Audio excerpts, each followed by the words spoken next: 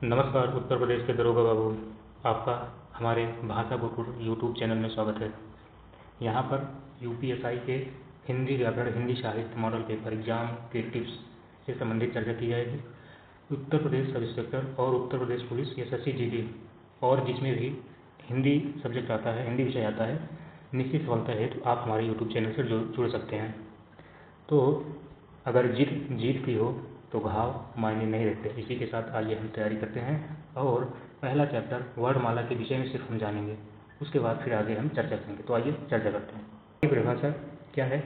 वर्णों के व्यवस्थित क्रम को वर्णमाला कहते हैं। वर्णमाला किसे कहते हैं? वर्णों के व्यवस्थित क्रम को वर्णमाला कहते हैं।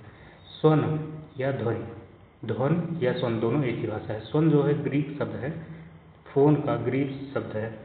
ध्वनि किसे कहते हैं? भाषा की लघुत्तर इकाई या उच्चारण की दृष्टि से भाषा की मूल इकाई। यह लिखी नहीं जा सकती, अमूर्त या अदृश्य होती है। ध्वनि क्या होती है? अमूर्त या अदृश्य होती है। अक्षर, अक्षर की परिभाषा क्या है? भाषा की लिखित लघुत्तर इकाई जो दृश्य या मूर्त होती है, इसे हम अक्षर कहते हैं। शब्द क्या होता है?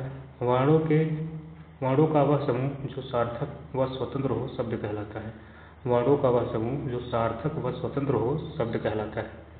शब्द की दूसरी परिभाषा यह है, सार्थकता की दृष्टि से लिखित लघुत्तम इकाई। सार्थकता की दृष्टि से लिखित लघुत्तम इकाई को हम शब्द कहते हैं। ठीक है, आइए अब आगे देखते हैं कि व्याकरण। व्याकरण की व्यवस्था से युक्त होने पर शब्द को पद कहते हैं। ये हमारे इंटरव्यू में पूछा था कि पद किसे कहते हैं, तो व्याकरण की व्यवस्था से युक्त होने पर शब्द को पद कहते हैं। पद या रूप, भाषा की व्याकरणिक योग्यता प्राप्त लघुत्तर इकाई को पद कहते हैं या रूप कहते हैं। वाक्य किसे कहते हैं? भाषा की पूर्ण सार्थक इकाई, भाषा की पूर्ण सार्थक इकाई को हम वाक्य कहते हैं। ठीक है, आइए अब देखते हैं। नोट है, वर्णों का वह समूह जो स्वतंत्र रूप से लिखा जाए शब्द कहलाता है। वर्णों का वह समूह जो स्वतंत्र रूप से लिखा जाए शब्द कहलाता है, और जब वह किसी वाक्य में प्रयोग किया जाए तो वह पद कहलाता है। ठीक है, अब इससे संबंधित कुछ हम आगे देख लेते हैं। कुछ विद्वानों ने अपने अपने मत दिए हैं।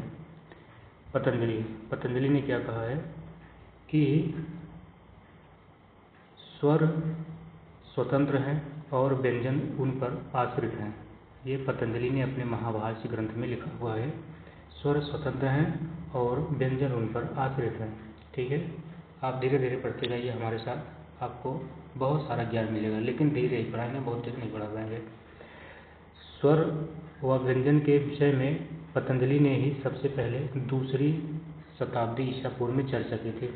स्वर या व्यंजन के विषय में सबसे पहले पतंजलि ने 2री शताब्दी ईसा पूर्व में चर्चा की थी। ठीक है, वर्णमाला, वर्णों के क्रमबद्ध समूह या व्यवस्थित समूह को वर्णमाला कहते हैं। आगे हम चर्चा कर चुके हैं। उसके बाद हम देखते हैं कि वर्णों का समुदाय। वर्णमाला क्या है? वर्णों का समुदाय है। ये कामता प्रसाद गुरु ने कहा है कि वर्णमाला वर्णों का समुदाय है। ठीक है, अब आगे देखते हैं। 12 खड़ी का सुझाव सावरकर बंधुओं ने दिया था। 12 खड़ी क्या है? अ आ इ ई क का कि की ये करके है, इसको 12 खड़ी कहते हैं। तो 12 खड़ी का सुझाव सावरकर बंधुओं ने दिया था। ठीक है, सर्वप्रथम डॉक्टर श्याम सुंदर दास ने पंचमाक्षर ङ य ड़ न म के स्थान पर अनुस्वार के प्रयोग का प्रस्ताव रखा था। कौन रखा था? श्याम सुंदर दास। ठीक है, तीसरा हम देखते हैं। गोरख प्रसाद मात्राओं को व्यंजन के दाहिने तरफ लिखने का प्रस्ताव रखा था। गोरख प्रसाद बहुत पुराने ये विद्वान थे।